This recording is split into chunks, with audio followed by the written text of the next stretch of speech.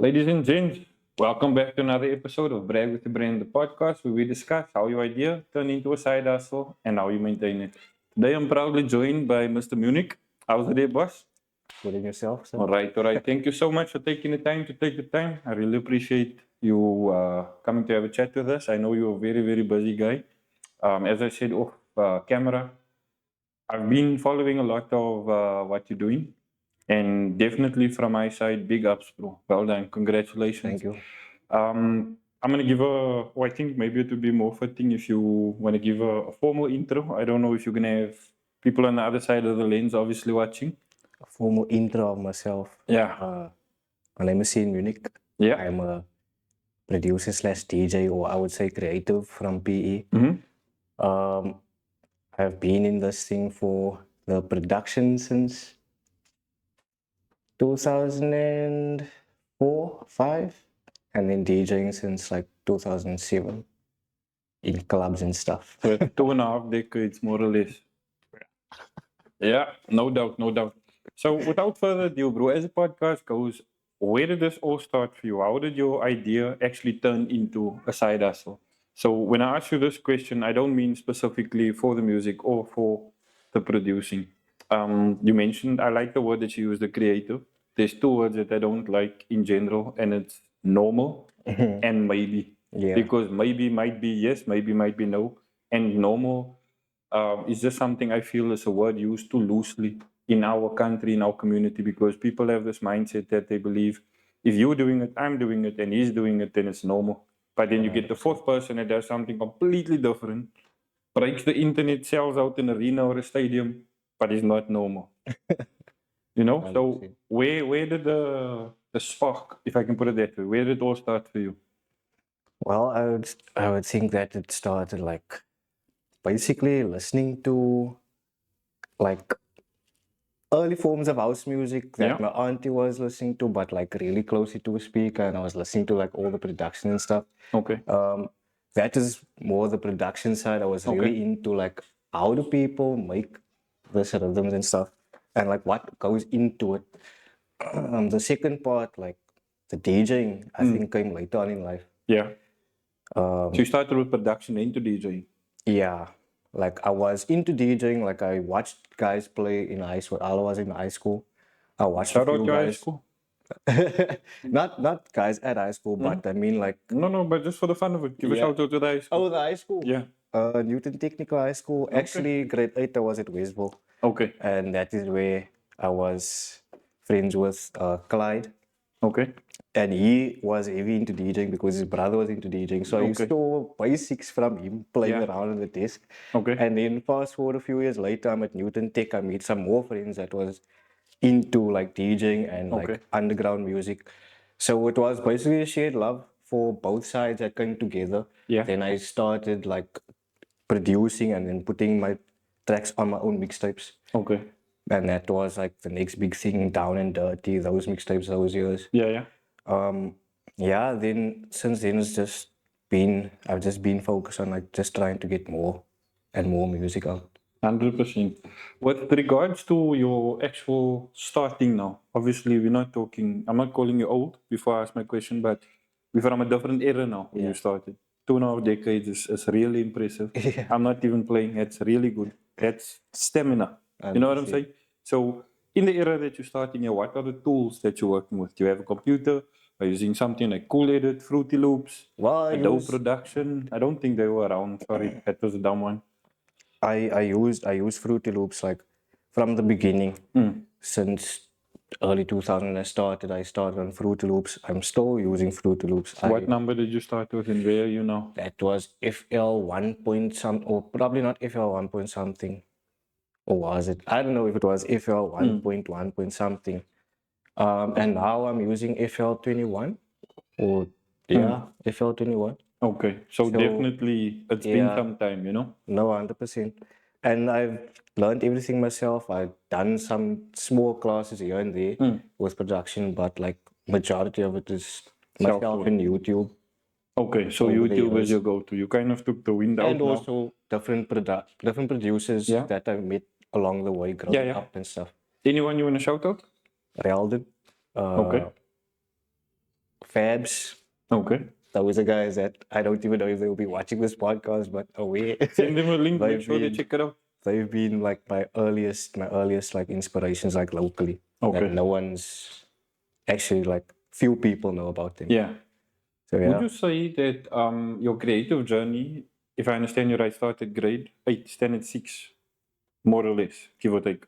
grade 10. Grade 10. So, again, where the creativity started, was it just you saw these guys that you're shouting out and you decided, like, this is something I can do, or I have something different to bring to, I don't want to call it a sport, I'd rather use the word a movement, if that's okay with you. Yeah, look, back then there was no, I wouldn't say, it didn't feel like a movement to me because it was just like I was into something that I wasn't sure what I was into. But because I was so young, I was just like, I really like the sound. What the hell is this? I don't even Yeah. know the artist, Okay. but like the sound is the attraction.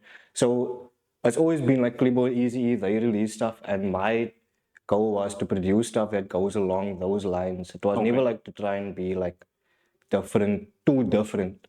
It was just to like, I also want to make stuff like that. Okay. So that was the goal. And yeah, that was basically what I was always trying to do, like just trying to make stuff that people can really get down to. Yeah. Because I saw what effect the stuff Clibo, Easy, Fire, they were playing. Is this still with blocking with fire, that era? No, not blocking with him like before. No, I like, mean when he had that in his tracks, man. yeah, Is that era we talking those about? type of music. That Easy stuff, E, yeah. DJ Clivo. All right. That's the type of stuff I was trying to produce as well, but Okay. obviously I was not on that level Yeah. at the time. But yeah, it was just a lot of listening to that and like really going to those parties where that type of music is being played, and Okay. even like at house parties that we played at, I would play just that. Do me a favor, né? While we're on the house party. Sorry to interrupt you. Yeah. But with regards to house parties, I've really got 2 people outside of South Africa. I don't know. I keep on shouting them out. I don't know who they are yet. Drop your name in the comment section. I'll give you a full-on shout out. I assume that the people that were living in South Africa that moved abroad. Okay. But for people that are not in PE, I've got some nice viewing outside of PE. Okay. Do you want to describe a house party to somebody that might not have been here? So Okay. they don't know what it is. Okay, You have to break first down of the all- word, everything. First of all, Mm. house party is not a house party, it's called a hausa. Yeah. So a hausa is normally where someone decides like they're gonna have a chill at their house and they will invite all their friends. That time it was mix it. Yeah. So you invite all your Yeah. friends and mix it, and you're like, I'm Yeah. having a house at my house. I'm Yeah. having this DJ, this DJ, this DJ. So what we done that time, Yeah. we would find out who is having a house party and approach that person and ask him, don't you want a DJ at your house? And yeah, that was myself, Pena, Robin, Chalo, Dean. Okay. So this is your what do you call it? Your advertising or your marketing at the time? Yeah. If I don't have it right. Okay. No, cool. So you also touched on the thing about YouTube. So I'm gonna come back to YouTube. I know we had a brief word regarding YouTube, myself and you. Is there any formal training you had up until this is now pre your first paid gig? So I don't know who paid you or where you were, but before you had your first, I don't know what it was or how much it was, but up until your first paycheck, is there any formal education for you? Like you're going to an institution For DJing? for the whole process, for DJing and for the creativity? Well, there are like institutions that you can go to. Like I know there's a few guys that went to, I think, Boston, and that was for, they had like something with Soul Candy, Okay. and like a few guys did some courses there, but I never did that. Okay. I didn't do anything formal. I just basically pushed my own self towards what I wanted. So Fiddle until it's fine, basically. yeah, Okay. fiddle until I feel like it's on a point where I'm happy with it.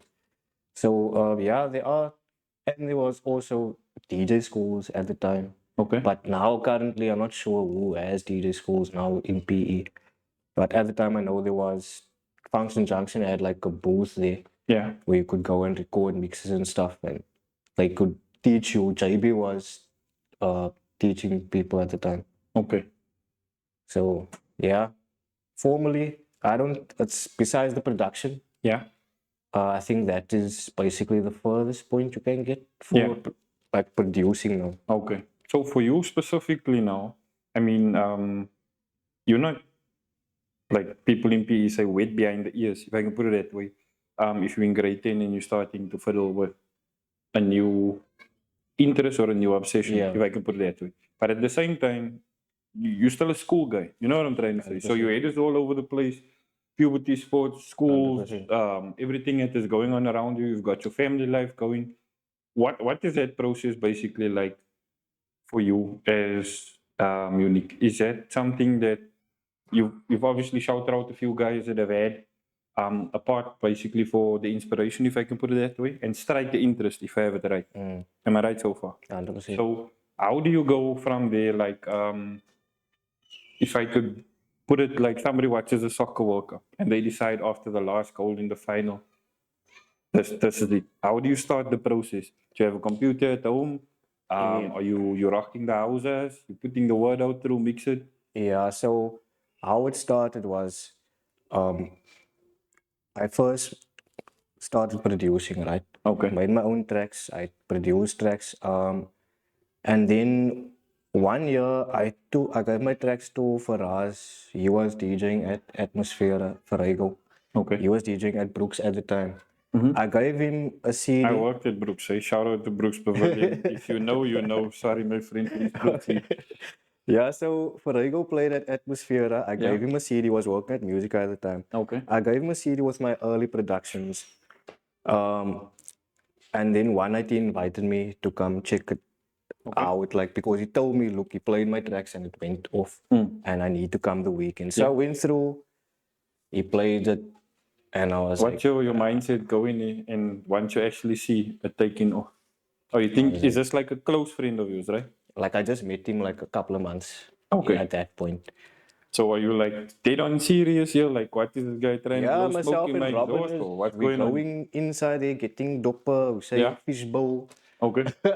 And one of my tracks, I'm like, and I just see the reactions and people's like, that time there was anything about the beat and the whatever sound you hear, People the were sound. jumping around type of vibe. So I had a lot of sound in my tracks. Okay. And for sure. like it really at that point I was like, bruh, maybe I must make more tracks. Where is this now? After school or you still in school at this I point in think time? it was my first year after school, like Okay. yeah, I was at college at the time. And then I just met Faraz also and then Musnau. Yeah, it must have been after school.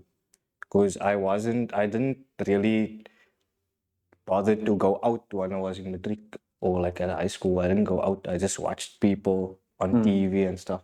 Okay. And Lighthouse High School, sorry. Yeah. I didn't go full on clubbing and stuff. Okay. Yeah. I don't want to put you on the spot here. If you don't answer this is fine. But how does somebody that doesn't like going out become a DJ? It's a weird Are you like question. It's Batman like, behind the scenes or what's happening there? I think it's more the feeling that you bring across to people and seeing that enjoyment on their faces. Yeah. That part, that end, I would say, that point of view, Yeah. rather than being on the other end watching the DJ. Okay. That's me. I prefer that. No, for sure. Sometimes it's like to watch a DJ that I really like. Yeah. But nowadays it's like Yeah, we're gonna get into that. Before we go on, is there anybody you can shout out as a DJ during this time that you were watching or still are watching at this present point in time? shout out. Anybody. Doesn't need to be somebody in PE, doesn't need to be somebody in South Africa. Oh, I don't actually have. I only have shout outs to the younger DJs that is Go like for so it. Anybody. that is still coming up. Just go for it. Mm. Just if you think you want to do it, just do it. Yeah. And ask people to play. Go for it. Do that first free gig and get paid after that. Yeah. I don't know if you're gonna know this. This is like you mentioned Musica, right? I don't know if you remember way back. I don't even know what year this was. Musica had a setup in Green Acres. And with the new hits, I think it was Romeo Must Die with Jet Li and Aaliyah. Then the crazy dude, what's his name? Anthony Anderson. He's singing here with Aaliyah. He's having a good time and then she jumps and then he gets in trouble, right?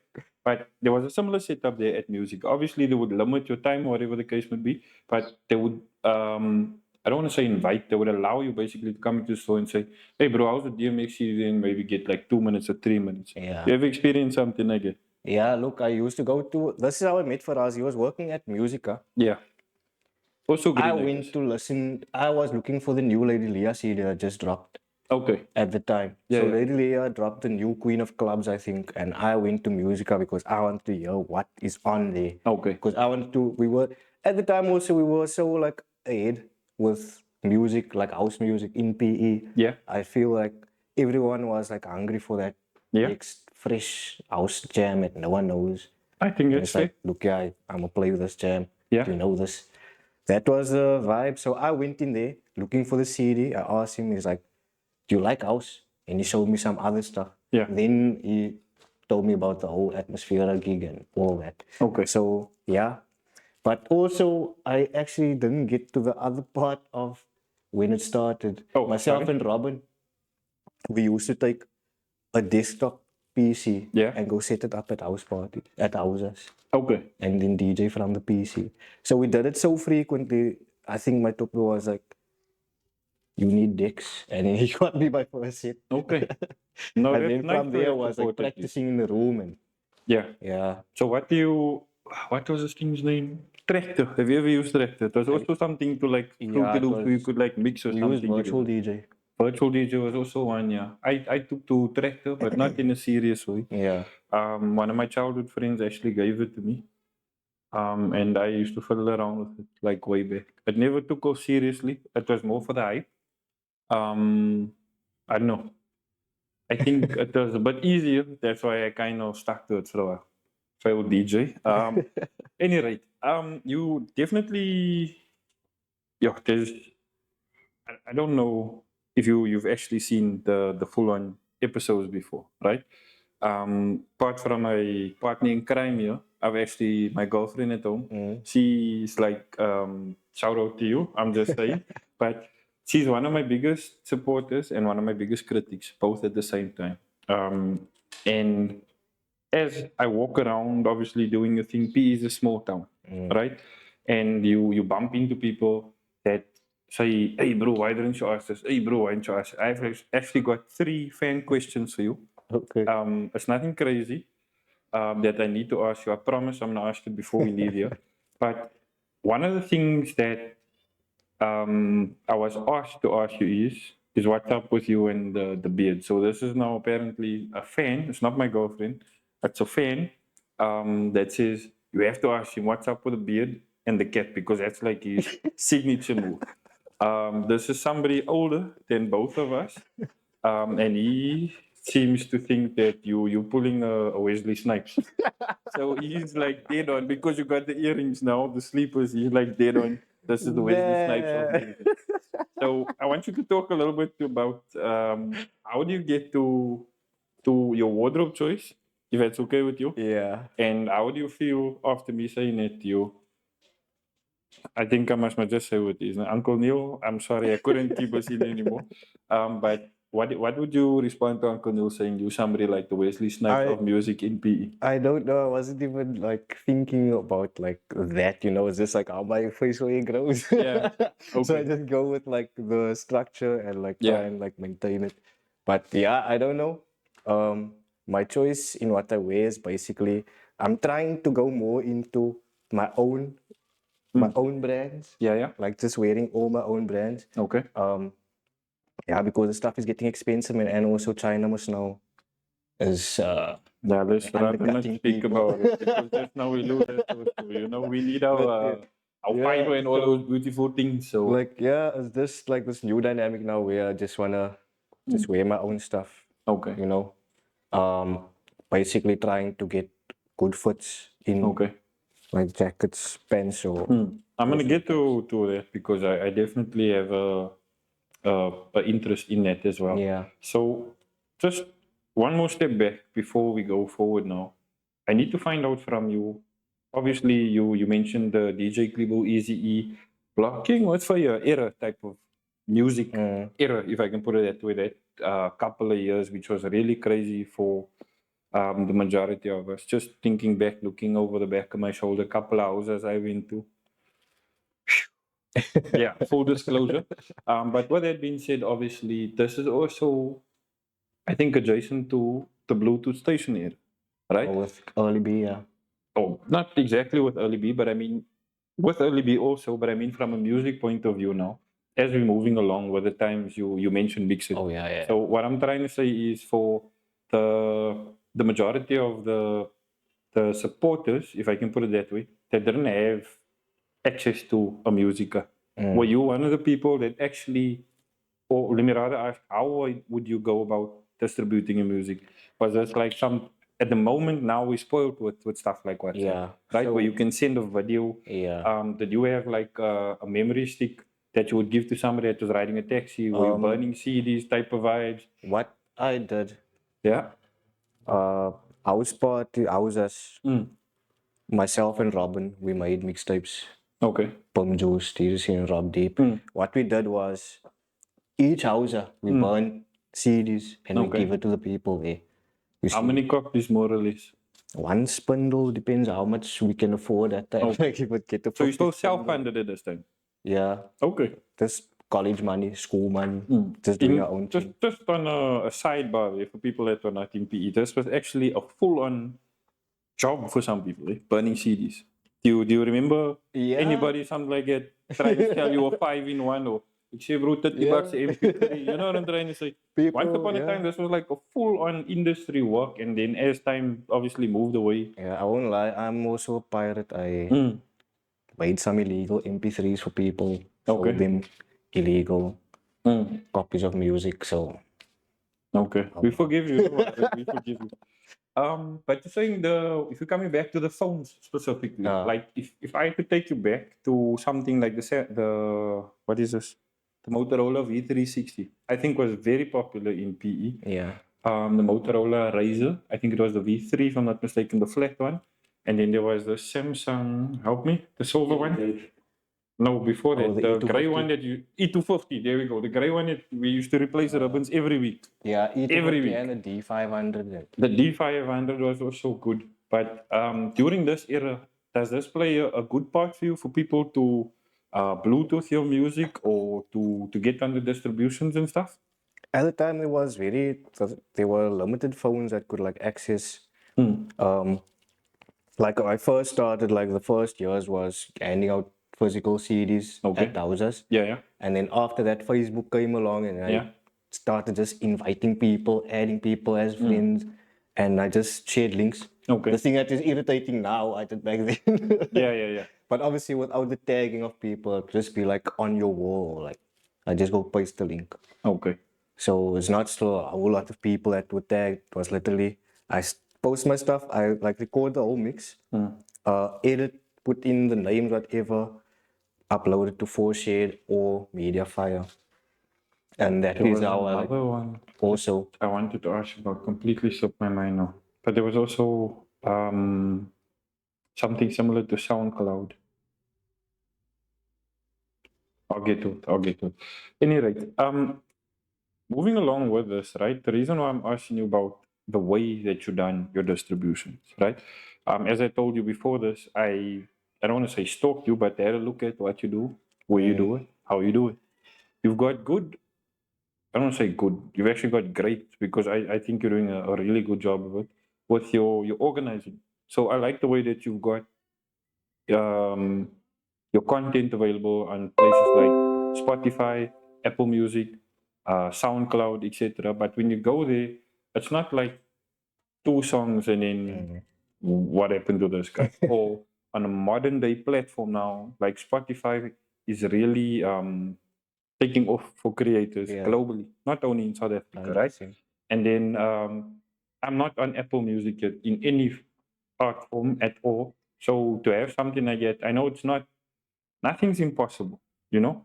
But to get onto something as strict and as formal as that from my side, just one creator to another, congratulations. thank You know, I just want you to talk us through a little bit about that. Obviously, and then you've also got the YouTube. You know, so my line of questioning is I'm kind of like walking step by step from a fan point of view, if that's okay with you. Yeah. So I want you to talk us through a little bit because I don't know if you were fortunate enough at the point in time where you were carrying this desktop PC around with you, But were you fortunate enough to have actual internet at your house at this time?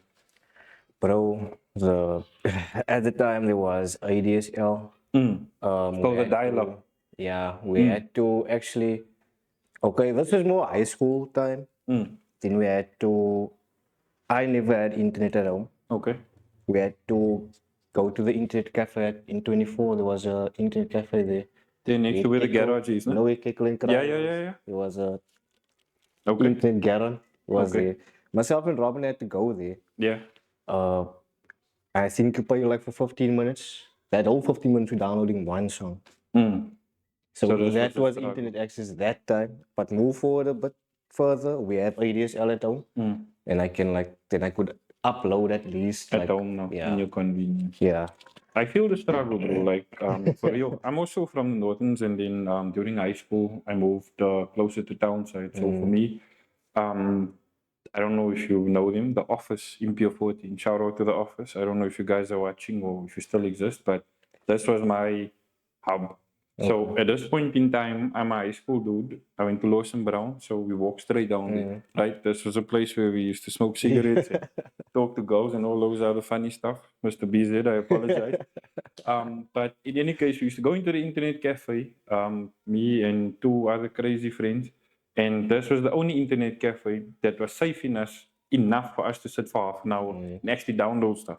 So we weren't going there for uploads, we were going there for downloads because now we're finding out stuff like TubeBuddy and FZ or something like that. These stuff don't exist anymore, so double jeopardy. I'm just putting it out there. But what I'm trying to say is, I understand the struggle because for me personally, at that point in time, Pier 14 at that point in time was a very busy area. It's also like the nicer side of town at that point in time, where people used to come and sit there. I'm there with headphones on, downloading music and music videos and going to Kira, and somebody sitting next to me like under pressure. I need to get a CV right.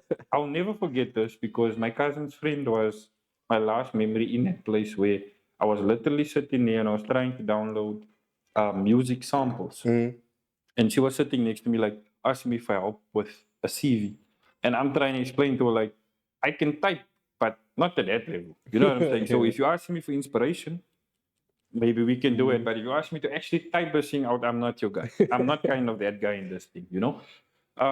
Things also move along very, very quickly because, I mean, at that point in time, compared to now, where people have got stuff like fiber, air fiber, ridiculous data plans on their cell phones, you know, you have so much more convenience with stuff like maybe, I don't know, like a OneDrive or your iCloud storage. You know what I'm trying to say? 100%. So the process is easier, if I can put it now, for offsite storage because another reason I'm bringing this up is you potentially have a bigger potential to be spoiled by something like load shedding compared to me. Yeah. You know what I'm saying? Because if you've looked into my creative circle or the things that I do, I can go a couple of hours with electricity, but if you're kicking off a scene now and the shed is hit us, what's next here Yeah, for I you? know.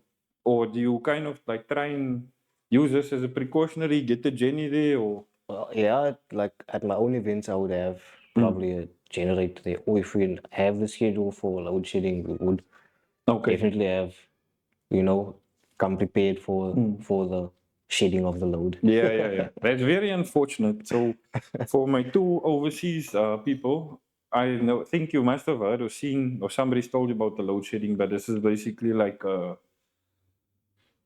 I don't even know how to explain it without swearing.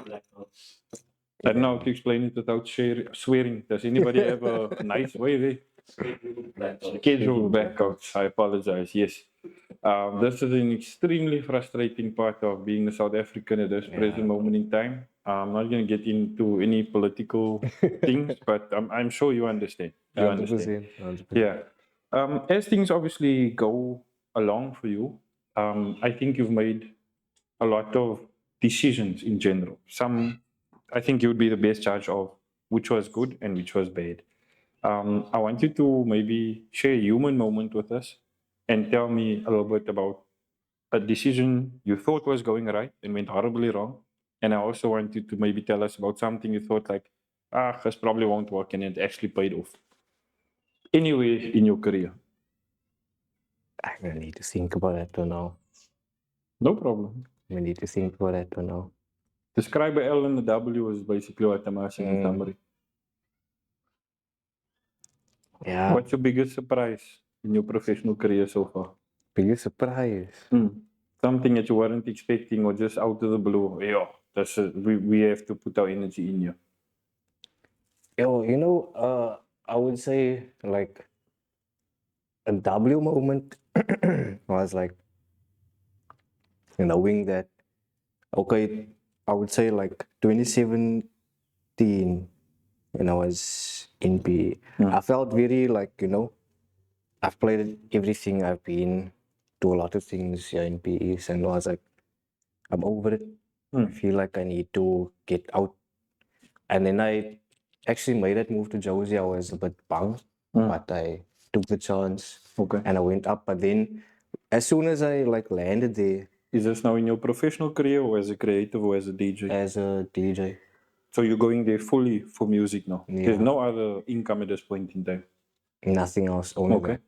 So I went up, and then so many other gigs popped up, the Boiler Room, and then Mzansi, that CD, Mzansi House.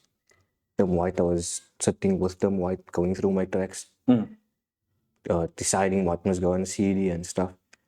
And like just meeting different people, and like I was like, bruh, this is exactly why I came here. Okay. So that is basically like a W moment. Yeah. L. I took a lot of L's. I would say like I feel more L's like in when it comes to events. Okay. That is when you feel more L's because like sometimes you put a lot in and then you don't see the return, and it's like It's a gamble, no? yeah, it's a gamble all the time. I know what you're saying. Okay, I would say more yeah, it can be a gamble, especially because of the niche sound that I'm into now, like that I'm playing or that I produced. The house, it's not as dominant as it was 2 decades back. You know, You would know better, but I don't agree actually with it. for me, like when I look at the scene, there's no house DJs, or there's a few that play house, but like what's the people doing in that time? You know what I'm saying? If you look at the crowd, Let me break it down. Sorry, Okay. I'm gonna pull up the handbrake here quickly. Okay. Apologies, ladies and gents, but break it down. So, right, PE, very nice, very beautiful. I would say like 20 years ago, not 20 years ago, say about 10, 15 years back, Yeah. we were still thriving with house music, you know. House was good, but now, if you look at it now, you don't hear house. You hear a piano, you hear com, you hear R&B and all this. House, when you hear house, people it's like background music. Okay. I can see that. certain places. Yeah, yeah. But then you do get your designated spots and parts and events that do cater to house music. But it's very limited now in PE as compared to previous years. previously. Okay. Yeah. Now I understand. Sorry. So yeah, I would say like that is why for me now at this point with events, the L moment I will feel more when I try and do commercial events because it's not where I feel comfortable. And if I try and do the house event, it's like, it's not where I want to be. So that I can say is like more like a uncomfortable type. I don't know if you know this, but for last year, this is a personal moment that every single Monday and every single Friday, I would put out a word of motivation Yeah. for last year. I don't know if you ever come across a video or anything like that. This was my way of contributing to the cause of men's mental health. So it wasn't a first friend of mine, but somebody that I met through a friend, and a friend of mine's cousin we unfortunately lost to suicide. So with that being said, one of my messages one Monday good morning was that consistency isn't only keeping going, It's making yourself comfortable where you are the most uncomfortable. 100%. You get what I'm saying? So I'm 100%. definitely with you. I 100%. completely understand what you're saying. And I was gonna save this for a little bit later, but we were kidding around before the pod, as we heard. After today, I definitely hope I can call you a friend, as in a friend. 100%. But I call you my famous friend, right? You've got good direction, you've got good music going out, and you've got good distribution, as far as I can see. Please don't do anything crazy and make us back tomorrow. But on a serious note, you really got, in my opinion, I'm not judging you, but you've really got something good going on. Hopefully, it doesn't stop anytime soon. Nah. You this might sound a bit crazy, but the way that you do your distribution is inspiring to me. I don't have it yet. I haven't got it numbers yet. I've said this in a previous episode. My friends, we like to measure the fisherman's sale. Whichever fisherman you ask who caught the biggest fish, he caught the biggest fish. We in sales, most of us, right? So I'm gonna try to aspire to do, even if it's 200 more than seen. I don't think it's gonna happen right now, but eventually, in the long run, God's sparing that we one day old toppies or whatever, I want to buy you a packet of biltong and two answers and say, you know what, bro, I pulled it off. 100%. But with that being said, your vriendenkring, your inspiration, the people around you, hey my guy, what are you doing? Your people around you is also very important. You know, 100%. can you tell me a little bit about that? What is your inspiration, your creative circle, your safe place, your friend zone, like when it comes to business and a brand now? To be honest, like, it's like you in school your whole life, Yeah.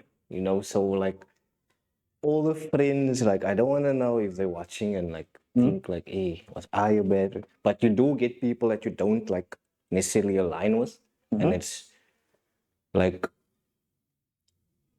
you won't obviously see like the bad if you are having a good time with someone, Yeah. but then sometimes too much of that goodness can also that good time can rub off on you, which in turn can make you also like slack from what you need to do. I understand. So I've learned a lot of I've met a lot of different people, and I can say that in my life there are people that I choose to like keep close because it's more for my own sanity and to also still have that kind of drive and like still carry on with what I'm doing. Also, it's just you'll never know like until life will just show you sometimes. Life has a very cruel sense of humor, especially when it 100%. comes to humbling you. 100%. Like I can only if I know that you are chilling with someone that's bad or like done me in, I can't necessarily tell you, hey, don't be like that. I don't know if he changed. I'm a straightforward talker. I told you know? this before, but not that I don't respect you. I would respect you 3 times as much for telling me something like that beforehand. 100%. You know what I'm But saying? then also, who am I to judge that guy? What if he changed? The other thing would be like I can tell you, and then you go tell him, then it causes something, Some animosity, some like combustion. third party, so it's more like you just have to look at it, pray about it, and then I think this is where you kind of draw the very fine line between people that is around you and people that is your 100%. friends. You know what I'm saying? There's also the opposite of cancel culture we have in PE. I just don't know what the name is yet. But if I approach you in a professional capacity and I tell you, hey bro, I've got a friend, his name is Carl. Carl has a club, it can host 200 people. I've seen you on YouTube before. Yeah. I've seen you on TikTok. You know how to get down and you know how to get people shaking. So the people shaking, they get thirsty. He's gonna offer some sort of beverage and he can make a business transaction. So they make an introduction or they refer you, whatever the case may be. Things go bad. Sorry, we're not dealing with this guy again, but when things go good, this person that is sitting in this chair likes to, I don't know why it's like that, but people like to say, you know what, I organize this job here by Carl. Now you don't want to buy me McDonald's, bro. What's up with it now? You get what I'm saying? Yeah, bro. You ever had experience like that? I've had experiences like that, but you Mm. know, sometimes you just look at it and you laugh at it. It's like, Mm. sometimes people don't see that you. How can I put this now? The food. Okay, this is not going a bit off topic now, but you can't have. I can't have feet here and feet here. We all have different jobs. Everything has a different job, so every bra will need to know their role. If you know what I'm saying. Yeah, fair enough. Everybody can't be a carpenter, is what you're saying. 100%. No, I understand completely. I completely understand it. My reason for this comment is I feel like in the small town that we're rocking, there's a lot of people out here, right? In the small town, there's a lot of talent over here, Yeah. which has got a lot to do with why I actually started the podcast because 100%. I feel like I hope you're not going to take this personally, but I can really call you famous because you've got the numbers to support it.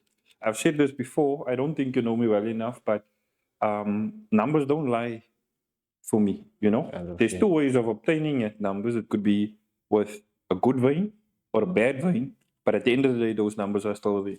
There's some work to be put in for that. You know, 100%. I touched on consistency with you before the pod kicked off, but at the end of the time, I feel like there's a different conversation to be held with different people when it comes to natural born talent and a hard worker. You know what I'm saying? You could be the most talented at what you do, but if you're just gonna slouch around and selectively, oh sorry, not selectively, because you have to selectively choose your next path or your next 100%. step in your career and in your life. But you understand what I'm saying? If you're dragging your feet around, I'm waiting for this one, I'm waiting for that one. You're not putting Yeah. yourself out there. You're not putting in the work. You know what I'm saying? 100%. That hard work is actually, which is why I'm saying what I'm saying about. I know what it's like your filing system. Can I guess? Can I put the body count on your filing system? Have you done it yourself? What's this? Your filing. Let's just take. Oh, yeah. Let's take YouTube. I'm gonna give you a guess on how many hours you've actually put in, and you tell me I'm crazy or I'm close by. Is Okay. that right? So, if I've seen correctly, you've been around since 2003, 2004. To the last upload I saw was late last year, if I'm not mistaken. Yeah. Am I right? I think it was last year. Yeah, it was probably last year. Okay, so that gives me 20 years to work with. Not necessarily because my YouTube years is a bit shorter. No, for sure. I'm just saying Oh, numbers you mean wise. like numbers wise? Yeah. Numbers wise, you've got 20 years in on this guy. Oh, You know yeah. what I'm saying? This channel is fairly new. I know you Oh, are yeah, just joking about 100%. it, but we in now maybe 7 weeks, if I'm not mistaken, and I'm sitting on 219 subs. Okay, I see what you're saying now. Yeah. You get what I'm Yeah. saying? But people look at it like, I didn't look at your number that you have, but let's just say 10 theoretically, and I'm sitting on 2, right? I'm not saying I'm better than you or vice versa, but what I'm saying is for somebody that has been there for 20 years, whether you upload one video a year, you've been here for 20 years. You get what I'm saying? 100%. That's not my opinion to judge you and say the music that you're playing is right or it's wrong, or you 100%, produced a artist that was not too great. That's Yeah. not my place to say. I believe the numbers that show up there will show up there for a reason. Exactly the same when you do something wrong. 100%. But controversy sells. Yeah. You get what I'm saying? Controversy sells. 100%. So what I've been saying, like I would assume, like I would say maybe 6 months. Does that sound accurate for you? If I had to take you out of your life and take you to all the time you spent only for uploading to YouTube for the past 20 years, I would say give or take 6 months for you to start the whole process, my thumbnail, getting my description, my title, and the uploading Yeah, process. probably could be say about 6 months because I Give or haven't take. like really uploaded. But could be probably 6 months to More or less, no? more or less. So I'm not altogether crazy. Okay. I'm bringing this up because one of these people that asked me to ask you the next question now, you in all means can say no, you don't want to or skip. I understand. I actually met him Pick and Pay. Okay. So you remember what I said earlier on, what I had for lunch? A bar one. Yeah. I had a bar one for lunch and she was like, hey bro, I saw you podcasting here on TikTok. I was like, yo, that's quite. You know what I'm saying? I'm sure you've had something like I caught your shit there by so. You know what I'm saying? I 100%. really felt coy. Even me. Actually. But on a serious note, so they asked like, who's up next? So I said I've got somebody actually in a few hours now, but I don't want to spoil the surprise. And it was somebody younger than me, man. Okay. Somebody obviously still in school. It's like, nah, man, please tell me who it is. I like really want to know. I'm already a subscriber. She takes out the phone and she subscribes to the channel. So I'm like, okay, quiet because you're a loyal subscriber. Please, no, really. But I really appreciate you. I didn't get your name, unfortunately, but I appreciate you. She asked me, like, Sean Munnick. I was like, yeah, Sean Munnick. She's like, yo, you must now moving, man. Like, nah, we serious here. We serious here. So that's now like I'm gonna try and be serious as I can. I laughed. I couldn't not laugh, but um the music video with Early B. Okay. She's a massive fan. I also like the video just for it. Shout out Early B. Shout out definitely to you. I don't know who done the graphics and all of that. We'll get into it, but she wanted to know. I know you're gonna judge us now because you haven't seen her, but she wanted to know how you go around your selection process to be in the music video. So you're gonna hear it from the man himself. Is there application form? Do they need to? I don't know. Let us know. There wasn't really an application form. It was just whoever I knew at the time, whoever I was speaking to at the time. Like, I think I only personally asked like 2 people that was there. Okay. The rest was sourced like I think Earl and his team sourced the rest of the girls that were there. Okay. So yeah, it wasn't like there's no selection process. Okay. I'm not looking at everyone's photos and stuff to be the music. It's for the facts, chick. Now the world knows. Yeah. Okay. No, cool. I've got a last question for you, but I think we should come back to that after the commercial break. Obviously, with the creatives, right? I'm labeling you as a creative, not as a producer or a songwriter. You get exposed to different people, different aspects of life. How does your selection go? Excuse me, with your next venture?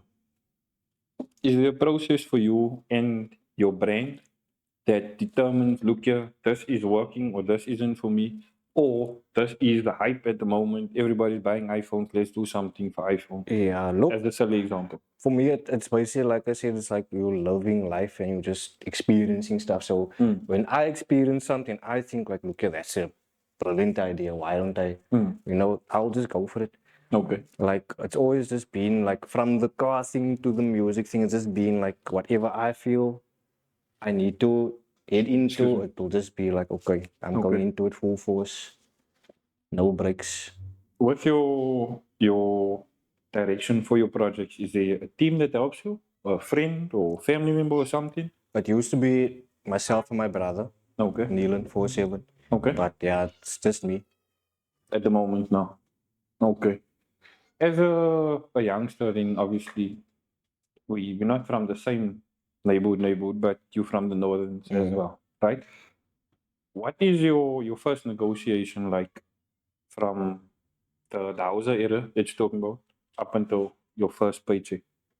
So this is the first person that actually paid you to come and play or to come and produce. I don't know which one came first. It was to play. Okay. To DJ. The first person to book me was at the gig was J by J. Oh really? Okay. Yeah. So when he booked me, I felt like, yo man, this daarom get nie gesien nou. Yeah. You know what I'm saying? Like, I don't know how old you are, but I think we in the same age group. I think he's, if I can put it this way, an era before us, because he's like I think he was actual probably like MC type of vibe. or 2 before us already. Like because I was when he was having like the parts at Lighthouse, I was still at high school almost. No, I don't mean age-wise. I mean like entertainment-wise. Because entertainment-wise, the era that he was in, shout out to you, J by J. You've also got an open invite there, just letting you guys know. But in his era, if I could put it this way, he used to do good music. He used to do live entertainment on the stage or the set or the environment domain that they were in. 100%. I feel like, I don't know, you can disagree with me if you don't agree, but I feel like our era was more of taking that away and incorporating it into the music. So whatever you were listening to, jamming with or chilling with was kind of like trying to get like a full package type of Yeah. vibe. You get what I'm saying? Yeah, 100%. You agree with me I on it? agree. Yeah. Yeah, Most definitely. I actually visit him as soon as I can, but they at the coffee shop. Oh yeah, South Boulevard. Yeah, shout out South Boulevard, definitely. Lekker Cook Sisters, you guys must check it out. You guys must check it out. Yeah, so he was my first Is this for the beach First party? big- If you don't mind me asking. No, that wasn't for beach. That was for there was a place in Newton Park called Moloko, and he had a party there. So what? Yeah, I think yeah, he had a party there, but it wasn't like way MC and stuff. Just like one of the smallest stuff there. Okay. Yeah, played there on a lineup with Loki and Jump High. I was like, but I was. What's going through your mind at this time? Because if I'm understanding you correctly, you're still up and coming Yeah, I in the was way like- that you're not formally out there. I couldn't believe And here it. you I'm think to just establish here, names next door. smiling with always greeting them. Like, Yeah. it was like I just felt like part of like a circle, bro. Part of like P Entertainment officially like on a lineup on something. But felt like coming. So Okay. yeah. Is this your first time being on a advertised poster as well? That's paid Yeah. Like no, because we made our own flyers also almost now for houses and like community Oh, center stuff. I remember this part because this was like the time where people used to print those big banners in the Yeah. bus stop on Yeah. the wall with the So glue. we used to do it ourselves already. Okay, So okay. we just used to make it happen for ourselves. I think that is also what in turn made J-By hear me, all the other DJs hear of me and what I was doing. Okay. And added me to the lineups and stuff. Okay. Because I was also pushing like to be on the beach party lineup every year, bro. Trying to be on that end of a year lineup. And then one year, bro, he just booked me and started playing beach party. I was like, Joe, ecstatic. Is that the good crowd? Yeah, it was a lekker crowd. I At the misbehaved there a time, couple of times. Sorry if it was yeah, in your at the scene. time it I'm was really sorry. it's a good crowd, but you know, when the sun set, it's also Yeah. we know. Yeah. No, for sure, 100%, bro. Just last thing I want to touch on with the entertainment is that your crowd is literally there to judge you for you as a DJ. You agree with me so far? Because all the time. they will either enjoy or deny your set of entertainment, and it directly translates to the sales of the following for the next one. 100%. Maybe not for today because I don't know, they came expecting KFC and then they didn't get KFC, Yeah. so now like I'm not going back here again. What is that like for you in your profession? Because for me it's different. I think I think I can say an easier way to bounce back if I can put it that way. Yeah, look, for me, it's just like, I don't know, I don't pay attention to it too much because I don't like to dwell too much on. I've experienced it. I've been to Cape Town, and when I was like unknown, played there. I was like, no EP, went to Cape Town, you unknown, and you just see people like minding their own business while you play. And it's like, but how am I gonna make these people come alive? And what I've realized is that people won't, until you put in all that hours of work, people won't also give you that recognition. So it is just how the nightlife is. People will judge you once you are there. It's just a non-stop judging thing and like attention span. So the more you do, the more attention you attract and the more attention you will have on yourself. Like, it's basically simple. I want to ask you this, right? I'm a big Cat Williams fan. I don't know who's your favorite stand-up comedian in the world. Anybody? Also, I'm a fan of Cat Williams and Dave Chappelle. Dave Chappelle for me is the GOAT. Bernie Mac. R.I.P. Bernie Mac, definitely, but I would still go with Dave Chappelle. My opinion, I'll go with Dave Chappelle. The reason why I'm asking you this is, Cat had obviously the iconic pod episode with Shannon Shaw. Yeah. Have you seen it? One? I've seen it. That was really dope. Right? He mentioned it in that pod, and he mentioned it, I think, just after the Wanda interview, the one where he was arguing with this lady on the radio that was insulting him, and then she ends up getting cancelled. So he says that because your day to day in the entertainment business, it will apply more to you than it will to me, is predominantly in the shadows. Not in the shadows, but at night. How do you actually go about this as your day? Because you're actually having your day, but it's in night. You get what I'm saying? I could only assume for you that if things don't go too well, you're gonna be like, hey bro, I need to kick something up, and you kind of take a different direction to try and bring the crowd about. But if you're now like really having a good time, I would only assume the way While I'm DJing. while you're DJing, yeah. So if something doesn't go to your expectation while you're playing, you'll probably play a different type of music or different song or Yeah. artist. But if something is going well, I'm off the top of my head now, you're playing 10 till 12 maybe. So this is midnight. This is like normal. But most people are sleeping. Yeah. Right? So after killer set now, there must be some sort of reaction. I don't know what it is. If you high five everybody, do a cartwheel or a jumping jack, or decide you're gonna spoil yourself, the ciao. But after success, there is a habit from somebody. How do you switch off after that? Compared to the way Cat Williams is describing it. Do you understand what I'm asking? I understand what you're asking. How do you switch off at that point in time after success? At like midnight, or if you've had, I'm sure you've had sets at ending after midnight as well. Look, I'll just get myself a chow, smoke something, and think about it with the ears singing. And just think about it and like, yeah, I need to do the next one. Yeah. It's basically just like a continuation, like a never ending, I need to do the next, I need to do it. That's how my mind operates. Like, it's not, like, I don't know when the actual halt will be there. Okay. Because per me, even if I'm taking a break and it's been a while, my mind is still dwelling on how am I gonna pull off this next thing. Yeah. You know, so it's never, yeah. No, for sure. It's very tricky because you're describing something similar to my side of the creative circle.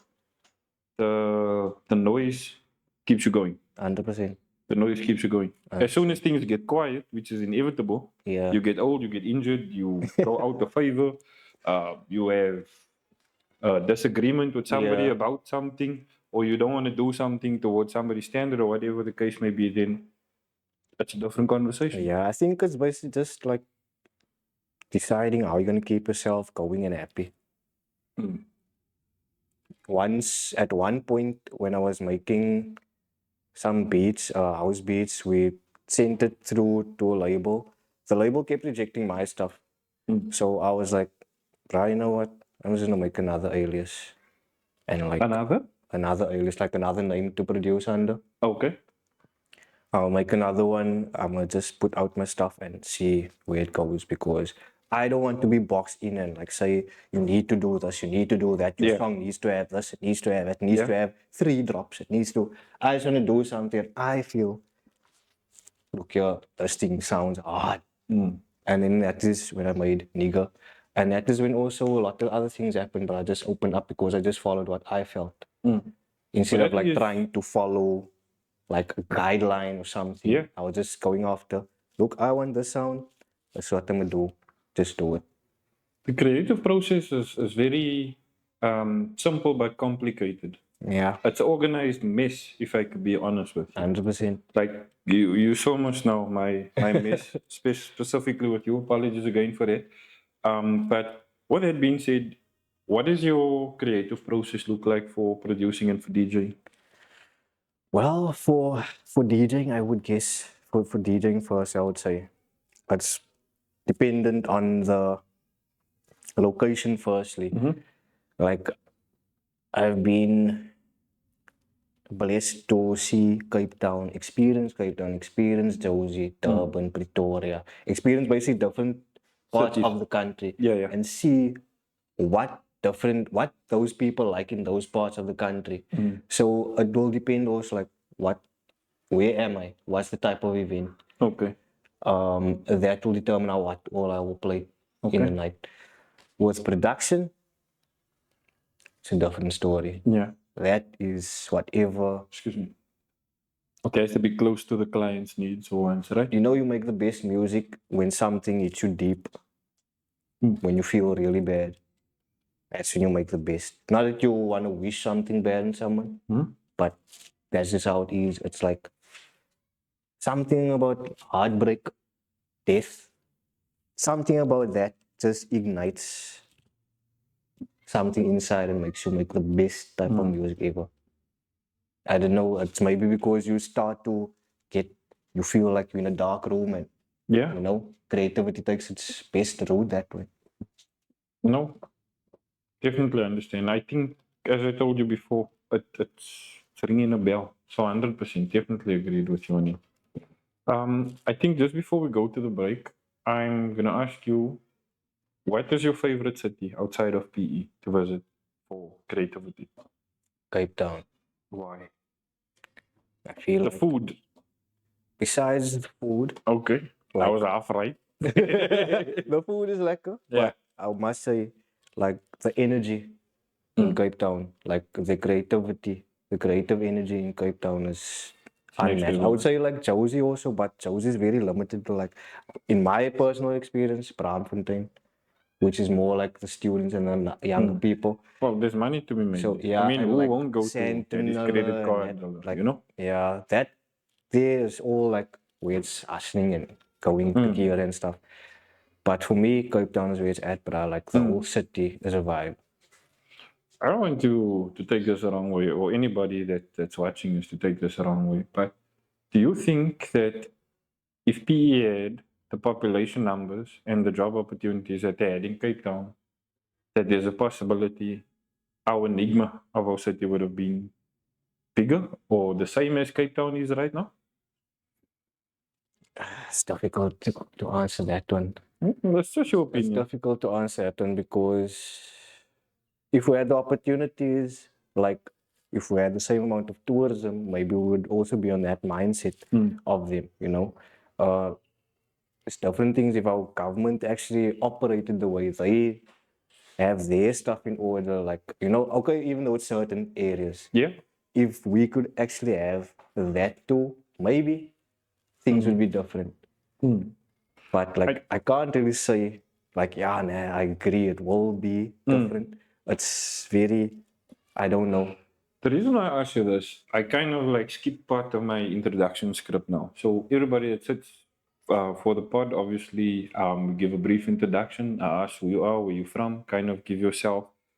I don't want to say flowers, but introduce the audience as to who you are and what your industry is. Yeah. Right? I always mention the education purposes, but you kind of answered before I could ask. But I would like to ask you, take a step back to that, just go back a few minutes and say, are you aware of the fact that PE's got a very good pass rate at educational institutions? This is primary school, high school, Yeah. college, universities, whatever the case may be. 100%. But with that happening, there is also an even greater percentage of the pass rate for Port Elizabeth, PE, GQ, Slam City, for people that are qualified in one industry but work in a completely different industry. Did you know that? Yeah. People, not everyone knows what they want to do. That's the typical conversation also growing up. Like, not everyone knows what they want to do. Yeah, Everyone's trying to find the feet. 100%. It's also very sad because not everybody can find work in their specific field in our 100%. hometown. You get what I'm saying? 100%, yeah. There's also like a big bunch of sports potential here, but we don't have no shade to anybody. But I mean, we don't have the opportunities that are freely available for the other cities, if I can put it that way. It's not that it isn't here. Don't get me wrong. That's not what I'm saying. But to the point of a scout looking in Cape Town, he can look in one area at 3 or 4 clubs over here where you're gonna go to. You get what I'm saying? Yeah. So I feel a little bit outdone by that, but nonetheless, I'm a person that at this present moment in time, that's actually why I decided, there's so much actually going on. Let's take a deeper peek behind the scenes as to what's actually happening in the city at various points in time. So again, everybody, we're gonna go for a quick commercial break. We've actually got a sponsor for this episode, eh? So check out the advert. Don't forget to hit the sub button.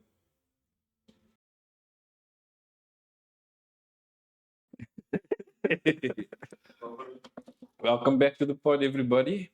As previously stated, I'm here with Mr. Munnick, and we are back on track. So, I want to talk a little bit about brands, working with brands specifically. I want you to take me back in a time capsule to the first time your phone rang and a brand or an organization contacted you.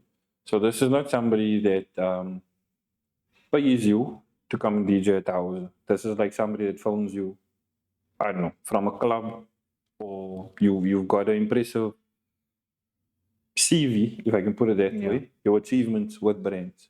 That's looking very, very smart. Congratulations on that Thank you. also.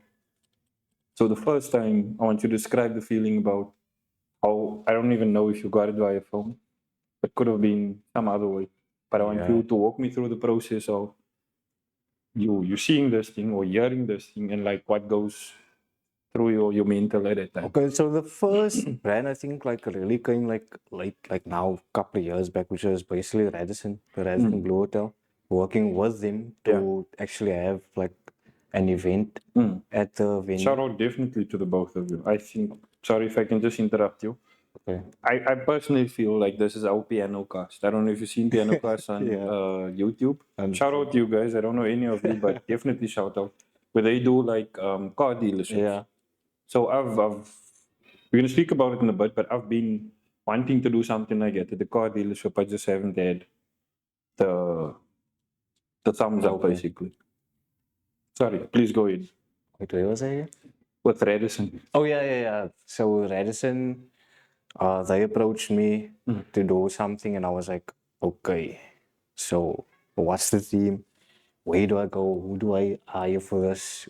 You know? How do you get to that point before you talk through it? Did they call you up, send you email, text? Yeah, basically, I think it was through I got the WhatsApp message and then email, discussing the whole concept and stuff. But then in that time, I was like also checking like, this is gonna be lekker. Yeah. Because it's something that I've always wanted. I just didn't know how to get in there or like how to speak to. But then she fortunately came to me. Okay. We know each other, and then 1 + 1 is 2. Yeah, even in Hong Kong. Yeah, quite. What is you obviously, I'm assuming, I mean not so obviously, but they always say a cowboy is always clever until he sees the barrel. You understand the analogy? I'm a cowboy, I'm clever, I'm walking with my double barrels in a vest until somebody pulls a gun on me and I'm not ready. So God forbid, I don't wish that on you, but I'm just saying like up until you got a brand to be interested in your creativity. What is the second meeting then like? Is it a lot more relaxed? Are you a lot more confident? Are you still nervous? Are you still like in awe? Like, oh, is this like legit? I'm sure there must have been at least one brand you'll be like, hey, I don't think this is legit type of vibe. I think it will always be like the concept will always have you on your toes until it actually happens. Okay. So it's like I would always like think about it. I would always like wonder, how is it gonna be? People gonna come? Are people coming through? And then until that day arrives and you feel like more at ease, like it's like almost a sense of relief that it's now the day has arrived and now things are happening. But basically it's all nerves up until that point. the date when it happens. Okay. If you're comfortable with answering this question, how long did it take you for that moment? If you're comfortable. If not, no problem. It was probably a build-up of the whole moving to Josie and like being part of the house culture, the house music scene, and actually being back here and like them recognizing that there is someone that's representing that genre of music and like basically recognizing that I have some national status and they would use me at the venue. So I was very grateful for that. Like building that relationship with them. Is this now like what we see on YouTube? This is the beginning, and you obviously just built on the Radisson. We've got the whole brand. The Radisson, that was actually like last year. We started. Thank you very much, my good sir. Don't forget to tip your waiter. Thank you very much. I think it was 2023 or 2022, end of 2022, when we first So this is tried out of official lockdown, actually. after lockdown. So then we No, tried. that's really good, bro. Because yeah. a lot of people are still struggling. after No, lockdown. 100%. So we just tried the concept first with free entry, like to see like will people be interested in coming through to the Radisson, because it hasn't really been done, or it's been done but not like on a frequent basis. Okay. And then with my music selection, I kept it like strictly deep house. People came through, Yeah. and yeah, that was. So you had a good turnout. Yeah, it was a good turnout. Okay. Actually. So that's obviously also a motivating factor for you. And then we had it more frequently. Okay. Up until this year, January. Okay. And then we discontinued because the person that I was working with is no longer at Radisson. So Okay. No, for sure. It's interesting topic that you mentioned now, and I kind of took a little bit of a peep into it. But with events as a whole, so not only you playing your own set, you've obviously also got a beautiful CV with it. yeah. Talk me through your first event, your preparation, and what is going on in your mind at that point in time. My first event. Okay, my first event was probably myself and Clint at Scene versus Klibo back in, what was that, 2011? 2010, 2011, I think. That was like my first experience as like curating lineup, putting sound together, and having a party basically. That's my first experience, and then moving on to like, I don't know, being part of car events, doing the King of Fives. All it's different, but it's still, I don't know, I still really enjoy it. Yeah. You know. Are you somebody that feeds off success once it's done, or are you like, I'm like this, I feed off the hype while it's going? Like probably while it's going, I actually love it. Seeing like, especially like when it came to the more recent King of Fives that I was doing, besides now the club events. Yeah. Doing King of Fives, putting younger DJs on, seeing their enjoyment, like I feel like that feeling is, I love that more than anything. Like putting someone fresh onto a crowd, you know. Definitely, you always have 2 thumbs up for me. 100%. From me, I'm not here to judge you, and you don't owe me anything. But like I said, I've been looking at your profile, and that's one of the things I actually appreciate. Not on behalf of me, but I mean for the city. Yeah, that's a good thing. If you've seen one of the previous episodes, I asked one of our previous guys, Lolo. You should know Lolo. What is it like in the entertainment, specifically in music? What is that circle like? Because I mean, you can't put 2 boxes in the same building and expect them to have a normal conversation. 100%. You can't have 2. Are you a football fan? Yeah. Okay, we're gonna come back to that now. But I mean, you can't have 2 opposing teams on the same couch and expect these guys to play nice. Sooner or later, I'm not gonna say you're gonna fist fight or something, but sooner or later you're gonna be like, my team is better than yours, or vice versa. You get what I'm saying? Yeah. So definitely shout out, well done for that one, bro. So who's your favorite team? United. What? Heavy. Tough times now, but tough times never last. Yeah, I also had that on a Friday. Good morning. Tough guys beat tough times. So I wish you all the best in your future endeavors with that. Thank you. I need it. Yeah. Anyway, sorry about that. Just a football moment. At this point in time now, you've told us a lot about what it takes to get into the preparation, educational wise, vice versa. The last thing I want to ask you was your preparation. You singled out YouTube, right? This podcast specifically is on YouTube, so I want you to agree with me or disagree with me with a reason. I feel like the current generation are doing everything on TikTok. And just for the record, there's absolutely nothing wrong with it. But in a previous generation time where I can find a lot of similarities in your story, not having internet, um, not being able to have the working environment or the working space in my home, if I could put it that way, where you have the luxury of working outside, gathering all your content or your music or 100%. whatever it is, and go and finish the creative process in comfort. I'm not saying it's not comfortable to go to the internet cafe, but I mean, I don't know, you can't walk around in your kapalangs or whatever it is, or trunk, whatever you can do, you know? So, with that being said, which is your favorite platform for search? For search, I would say to search new music.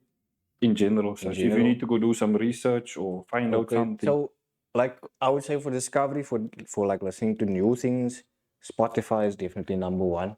Okay. SoundCloud and YouTube is like shared, Okay. you know. That's just music wise. Okay. And it's very dependent on like what's the sound.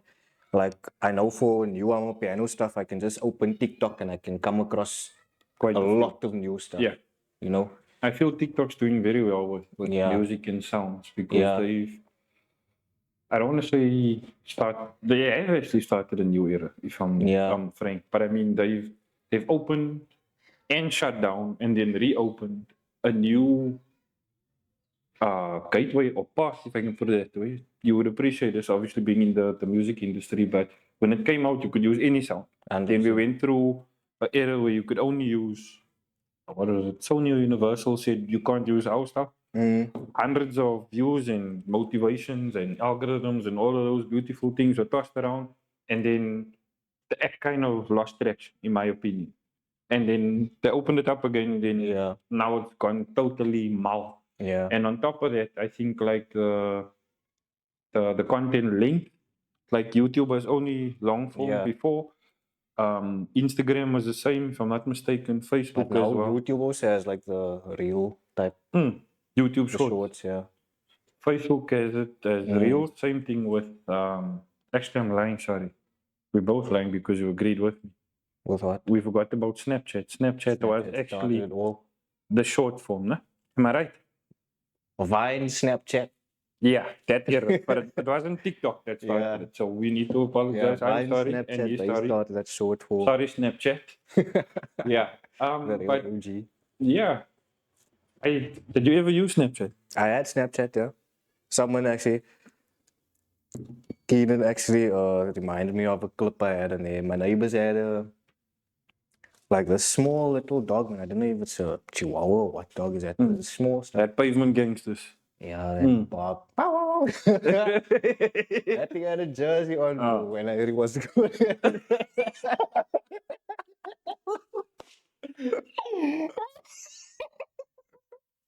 Yo.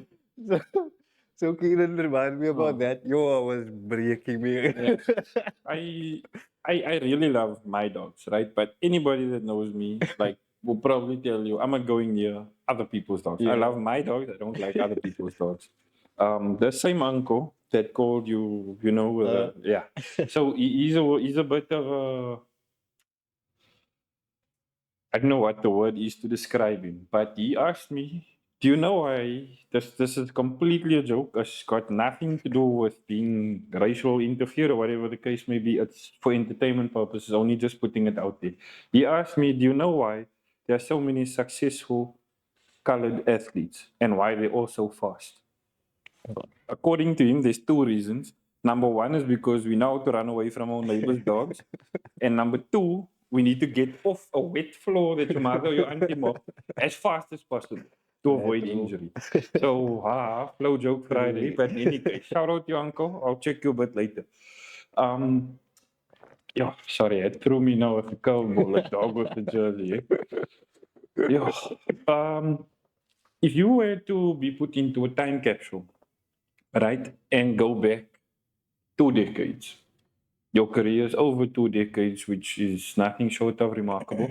But if you had to go back 2 decades, 20 years, and you had the opportunity I don't know if you were shaving by that time, but let's just say you brushing your teeth in the mirror. Yeah. What would you give yourself as a motivation speech to get to where you are today?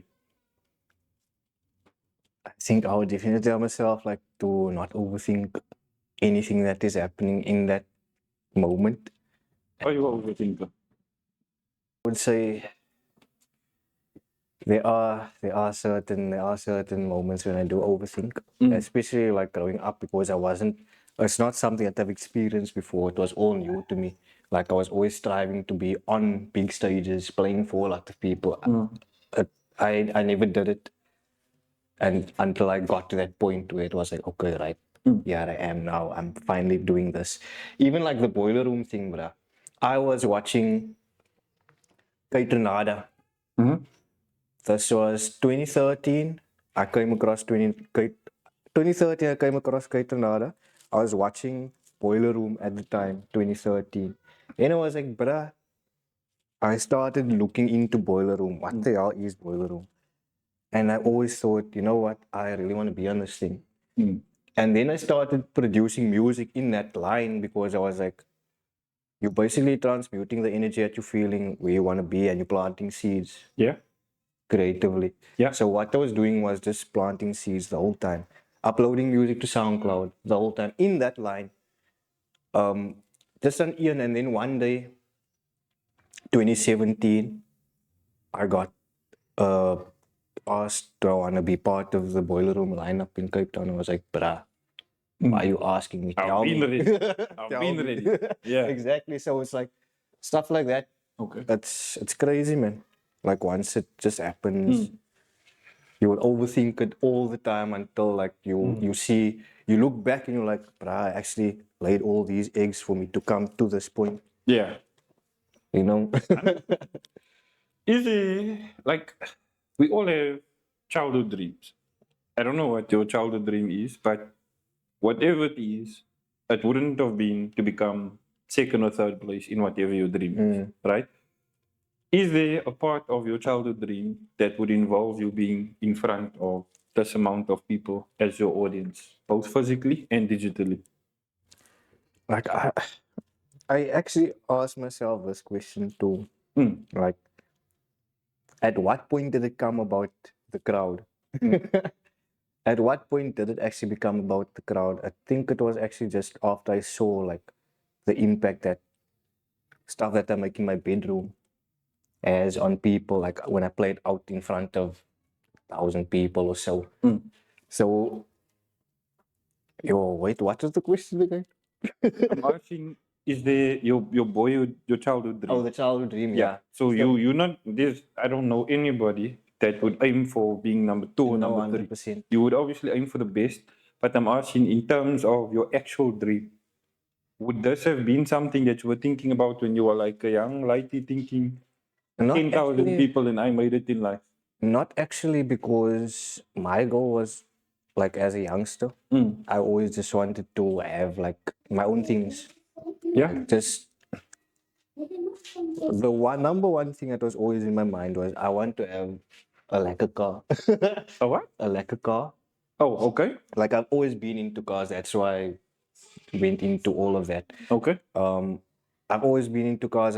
That was my main thing. Okay. Like I was obsessed. I used to draw cars every day. I used to sell car pictures at school.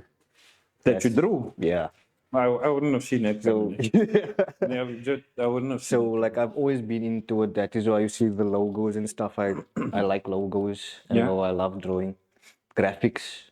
I Okay. love So yeah, are you responsible, if you don't mind me asking, for the designs and the logos all in-house? 100%. Yo, no, koi, bro. 100%. I really mean it, koi. Oh, yeah, The sure. reason why I'm saying like really koi is this is my media company. Okay. And I've decided like maybe since last year sometime I'm gonna take my foot off the designing. Okay. Designing is a very tiring process, Yeah. if I can put it that way. And also, one of my previous episodes, I was fortunate enough to chat to the guy, Kevin from Just Kicks. I don't know if you know him. Yeah, no. Yeah, he's also, we really had a good talk, but quick highlight reel just for kicks. See what I done here with the words. Man. But on a serious note, with design specifically, your flavor or what you have going on, or your style, if I can put it that way, it's not for everybody. Just like everybody is not for your style. 100%. And at the same time, I feel like you can have a time span where you really put out something that you really think, you know what, this is me, this is good, this is great, it's gonna sell, and it doesn't do anything. Then you get a simple inquiry, if I could put it that way, and that takes you Yeah, into a different atmosphere 100%. altogether. 100%. And then you have your day-to-day challenges where you give people too many choices and it ends up sinking your Titanic. 100%. You know what I'm saying? So anybody that's a designer out there, you definitely have understanding, I think, between the both of us. Huh? Yeah. Yeah, definitely. I just want to go across quickly to brands and branding with you, right? You've obviously been involved, you've created, you've designed, you've drawn, you've branded, and you've obviously brand ambassador both for yourself at other brands Yeah. and collaborated with other big brands. Is there something that you can offer the audience, specifically the younger audience, as a word of encouragement for that?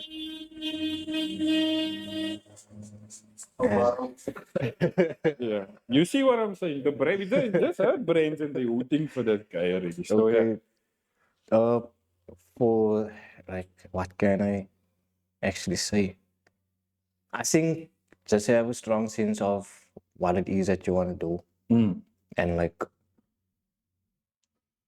if you are part of a niche, really stick to that niche and don't try and do too much, because when you try and do too much, you might spread yourself too thin to handle everything. So I don't know, like, for me, I'm also still learning, you know, as I'm living, I'm still learning.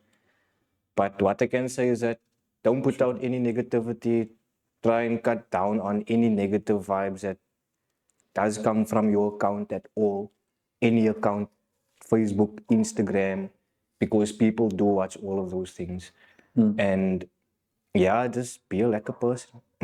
Yeah, I would for say, sure. so that you can make the necessary connections and communicate to the necessary people for you to get to your next point and your next step. That's deep, Rona. I'm not even playing, but that's really good Oh, yeah. advice, bro. I'm not even playing. Yeah, I wish I had some of us on an earlier stage. Huh? I wish I had that myself too. Yeah. Yeah, thank you very much, Red. I'm not dead bro. Dead. Well done. Oh yeah, thanks. Just also my last question with regards to expressing or exposure, if I could put it that way. After this, we're gonna go into you choose between or would you rather. But you as a brand now, as you as the individual, right? Through the years that you've grown, you've obviously told us you've had some L's, you've had some W's, you've had some good collaborations, some not so good. What is it like with the different groups, if I can put it that way? Because not only have you done well, as you said, being a backyard mechanic in your bedroom where the creative process works. So it's not something disrespectful. 100%. I'm just saying this is your way of doing it, unofficially but officially. 100%. And you're putting something on, you're putting somebody on, to moving to a setting where you have entertainment as a form of entertainment for your friends, loved ones, or what is this community, to moving on to a full-on community where you're hosting something like you said, not the actual versus battle, but I mean you're selling it as a Mortal Kombat match or a boxing match, and now you're at the level where you're doing these amazing pop-ups, doing these amazing appearances, and the hotel vibes. You get what I'm saying? It's been a journey of 100%. growth. 100%. What is something you can offer us for your snakes and ladders, if I could put it that way? I think it's also again up to personal preference who you actually want to associate yourself with. Where you see, you actually have to go back. When you go back home before you sleep, think about your connections that you made during the day. Yeah. You actually really need to do that and like really think about who you have in your life. Yeah. Think about what is this person adding to your life, Mm-hmm. And yeah, like if obviously there's like some negativity between a connection between you and someone, try and either cut it or say something about it, like voice your opinion on it. Like someone's doing something that makes you feel less of yourself, speak about it, or just move on, cut that person out if they don't want to change. Mm. You know, Not everybody sees the vision, so yeah, not speak to everyone, those who are gonna help. definitely not everyone will see the vision. People might claim that they will, also in the beginning, and then you learn along the way, so that, or along the way you learn that, look, this person's not really for me. They more for gain for themselves. And it's just part of life, bro. Like part of the game, I guess. Like, it's what happens. People also have their own interests and their own endeavors that they want to. So it's never really personal. Sometimes it can be personal, Yeah, but a lot of times it's also personal preference. yeah. Like what that person is feeling at the moment. Okay. You know. I'm gonna ask you one personal question, and I'll understand if you don't want to answer. Is there somebody that you can give a shout out to who helps you through those situations? I'm sure during your tenure, there were times that you lost hope, you lost motivation, you wanted to throw in the towel, or you just didn't want it anymore. Is there somebody you can shout out for us? Look, one person that I always speak to with anything music related, with anything, is basically my brother that I started with, that I came out with, Robin Okay. Williams. Even though he's in China, I can still like message him and tell him, look, yeah, that stuff has been bothering me, and like, you know, what do you think about this? Let's brother did this, whatever. If it's got complaint, if it's whatever. It's always like he will be the one person, the one go-to man, because like I feel like we've grown together as well, like through different scenes as well. Yeah. So yeah, but like that, he's really the one person that I can really speak to and be like, you know, I don't feel something I'm not feeling or Yeah, whatever. no. You always give that like encouragement, like, you know, just stick your head in and keep pushing and whatever. I'm So glad you yeah, mentioned him because it's not always a family member. no, 100%. You know, it's not a shot at you or shot at me, but sometimes the family don't also see the vision, and No, there's nothing wrong with it that's because 100%. Yeah. when you get to a certain stage, um, if I could guess, I would assume I'm known in the bigger circles of colorphone, of car, and making TikToks. I would assume. Tell me if I'm wrong in the comment section, but there's no people that do colorphone in my family or car washes for that matter. There is nobody in my family that does actual, like what we know as stunts Yeah. or show and shine in the modern day art. There isn't actually somebody in my family that I know of, apologies, that does content creation on a regular, not only on TikTok, I mean in general. You Yeah. get what I'm saying? So 100%. it's good what you're saying because it's a reference to somebody that it doesn't only need to be your brother, sister, Yeah. or a parent or a grandparent. You know what I mean? There's someone that understands like the situations, you know. And also, why I'm asking that is that it's important to know that everything started with an idea, right? Which is the headline for the podcast. But as things go, it would be beautiful if everything was smooth sailing. You know, no speed bumps, no potholes. The lampposts are working everywhere, but Yeah. unfortunately, it doesn't always work out that way. 100%. Yeah. You know, I wouldn't have spoken to you any different if that was your path. 100%. But it's very important also, like I asked you about your vriendenkring, your circle, and like you said now, a friend that's basically stood the test of Yeah. time. So definitely shout out to the both of you. We're gonna wrap up very soon. I'm gonna have a few would you rather. Oh, sorry. Would you like to touch on another topic before we provide to closing? Can you go? You can go. So I'm gonna go to the cars specifically. Is that all right? Okay. So you've also been, I don't want to call you a motorhead or a stance guy, but a car guy for the better part of from school until now. I would say 2012 until like about 2017 before I moved to Josie. Okay, I was already in Georgia at the time, so we missed each other there. Sorry, my guy. But definitely, you maybe want to just give us a bit of I don't expect you to go down history unless you Okay. want to. I'm fine with it either way. I want you to give us your opinion of where we are right now from that time. Okay. Do you think we've gone forward? Do you think we've gone backwards? And again, this is not to compare scores. This is not to say Yeah, no, who you think is 100%. better or anything like that. Absolutely.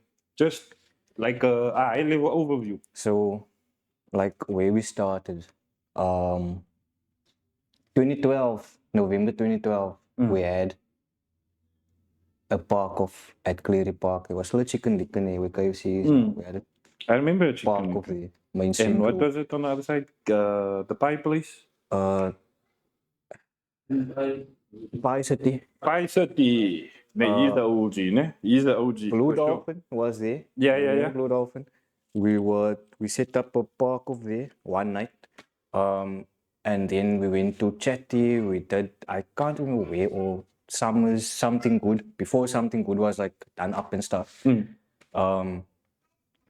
Yeah, from that time, I must say, like, the vibe of a park off has definitely blown up from what I see now that's happening now at the Galvin track and stuff, like, which is more often. Yeah.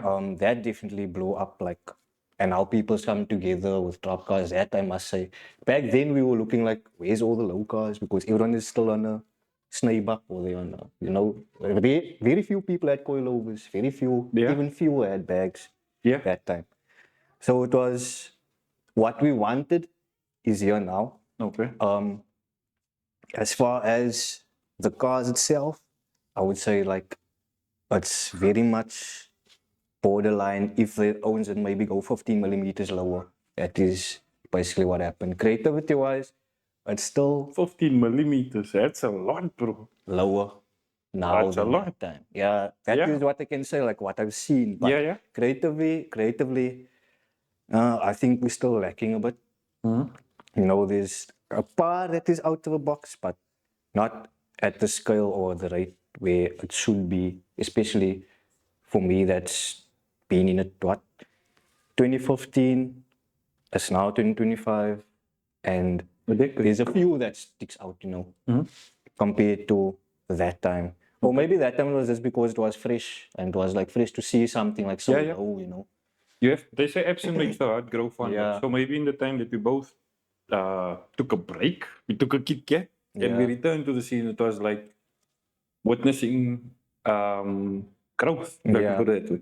Yeah, and I'm not like saying that the cars are not nice now or like it was Yeah. better that time. There's definitely better ones now and there's more now than there was that time. But I feel like it's the same, you know. It's not like Owens is coming with there's more splitties. It's not like there's more better fitment because everyone is doing smaller wheels, which I feel is just not the way.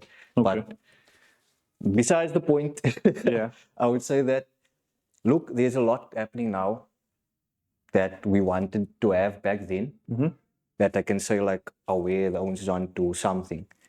But also there's a lot of the same still stagnant type vibe in the scene that could change with 100%. more influence or like the right influences. Anybody you would like to shout out, whether it be a spectator, competitor, somebody hosting? What in the car scene? All the Owens hosts holding it down, bruh. Like No? Bro Boys, who else is there? I see them a lot. I don't know who else is there. What is keen in them? Click, Clickety click. My other celebrity friend. yeah, the Owens is doing it hard, bruh. So shout out to them. They basically, from what we done that time, like I would say like they are the ones that's very, if they didn't get better than what we done, they definitely on par. Okay. No, that's good, bro. That's good. I think it's also, in my opinion, it's gonna keep on evolving No, 100%. because, as you said, that 15 millimeters is a lot. It might not look a lot on a ruler, but you know what Yeah, I'm saying. true, yeah. I think we in the era now where the love for split wheels is like imploded. I don't want to say exploded, imploded, because it's now like split wheels are getting extremely rare and also extremely pricey. You know, I also said this in the previous episodes. I'm a big Narcos fan. People pay the most for what they can't get. You know, so I think that's also got a lot to do with it. But Yeah. most importantly for me, I think this is something that is keeping our youngsters off the street. They're still on the 100%. street, but they're not busy with two wrong things, if I can put it that way. Yeah. So yeah. But nah, shot for it. I'm just gonna get into a few questions just so that the audience can see that you do interact with different aspects of life. You're not only a workaholic, and it's always nice to hear somebody's opinion on something, right? It's been now, I would say, 20, 25 years since you're in the limelight. 25? enough. No. Did you not say 20, 24? Oh, what's this? 2024? We're 2025 now. Yeah, since Did you not say 2000. 2004? No, that was when I was in high school, but I didn't have no fame. I Oh, was busy okay. producing Okay, and like in the okay. My bedroom apologies. trying out. Sorry. So I would say like same from like 2009, 2010. Okay, let's go worst case scenario 2010 to now, it's 15 years. You're right, right? What is your weirdest experience you've had with a fan of yours, whether it be good or bad? Weirdest experience. What gave you the biggest surprise, basically, whether it was good or bad?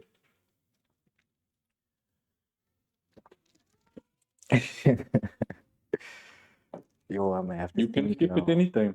I may have to think now, like what actually was the weirdest experience. I think the first time I went to Cape Town, this was, I was still like DJing a few houses at this point, and then we went to Cape Town. I had my decks with me Okay. in the car as I went up. Came there, set up at one of my cousin's friends' places. Yeah. And this lady that was there, older lady at the time, she was older than me. I'm busy DJing. She comes over and she licks me on my cheek, bruh. She licks you on your cheek. So I'm like, what the hell was that? What the hell was that? And then like, yeah. Is that now because she knows you or because she smacks you? No, I had no idea what the hell was going on. But then I think they were all just like having like a pub date and like drunk at the time. I was now just providing music and in the vibe, in the gears of the vibes, it's just you're like, ah. Have you ever seen her again, or can I make this into a I've short? Because never I seen think her this is again. definitely going to be I trending. can't remember her name. I don't Okay. even think she will remember the event. Yes. Okay. If you had the choice for going forward, would it be a club event or would it be a pop-up activation? Outdoor events are my love, bruh. Okay, fair Outdoor enough. events, like Would so I you? would say like a pop-up or an over club. You're over clubbing. It's too confined. Okay. No, that's fair enough. Would you prefer to, once you've decided you've achieved what you've achieved, you're not old yet, you still got some time, but you've achieved everything, the goals that you set out for yourself. You could become a singer or an actor, what would it be? Probably an actor. Actor. Which genre? Uncle Neil's watching you. No pressure there. Probably in comedy. Comedy. Yeah. Okay. Comedy over serious situations or dramas. Okay. I'm gonna ask you, who's your favorite between Jim Carrey and Robin Williams then? Jim Carrey. Jim Carrey. And if I had to say Martin Lawrence or Eddie Murphy? Martin. Oh, actually, that's a tough one. That is a tough one. That's a tough one. I like Eddie Murphy's stand-ups. His old stand-ups. Like before he was actor Eddie Murphy. And he was stand-up comedian. Yeah. All very low quality, but it's still available. The raw era, no? With the fancy color clothing. The thriller type that was suit. really quite cool, yeah. Obviously in the music industry, I don't know how far you branch out into other genres, but would you prefer to listen to somebody like Michael Jackson? Or would you prefer to listen to somebody like Percy Sledge? Sorry about it. Michael Jackson. I think because I grew up listening to Michael Jackson. Okay. So we Small. Michael Jackson, bro. And if I had to Number put one. Michael against somebody like a modern Bruno Mars or Chris Brown, Michael Jackson. Michael Jackson is the one of one. One of one, bro. Who's your favorite rapper Favorite rapper? of all time, dead or alive? Tupac. Tupac. Okay. I don't know if it's because of Me and you're gonna Like, have some I don't know if it's because some of, like- difficulties if we ever meet each other after this. Eh? I've got nothing but love for Tupac. I'm just saying you're a Man United fan and you're Yeah. like a diehard I Tupac love fan. So Tupac. we'll talk about it. We'll talk about it. That's okay. If you had to choose between Nas and Jay-Z, I asked the previous person this, but I'm gonna ask you again. Nas. Ja Rule or DMX? DMX. Nike or Adidas? Nike. Earrings or a watch? Earrings. Earrings. Okay, so I'm gonna put you on the Yeah, I spot know. now. Is this me? Okay, no problem. I'm gonna put you on the spot now for our area of PE, Okay. and I want to know tempo or hallmark around your arms. The watch brands. Tempo, Hallmark. Just I'm sure you must be acquainted with those. okay. Back in my day, Yeah, Tempo. I like how it Tempo. I'm gonna use the example that you used earlier, the reference, sorry, and I'm gonna ask you between pie city and chicken nugget because there's only one chicken nugget in PE. Yeah. You know what? I'm not always a fan of strong chicken, but I'm definitely always a fan of a pie. Okay, fair Pie enough. City. Fair enough. Bass booster or treble control for your listening pleasure? Not you playing, but you prefer when you're listening to something just jamming. Lekker bass or treble? Lekker boys. Lekker bass. I'm also part. Okay, now we agree. Now we are right. Now, you know, Coke or Sprite? Coke. Japanese cars or German manufactured cars? Japanese cars.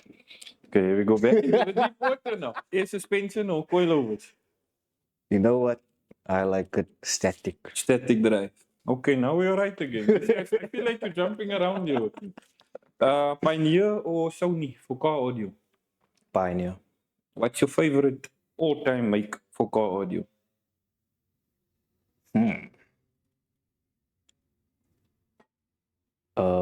Alpine head unit with a Rockford system in the boot. Fair enough.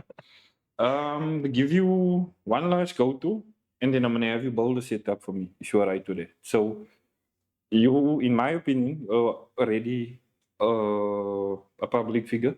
You're already somebody that is doing great at content creation.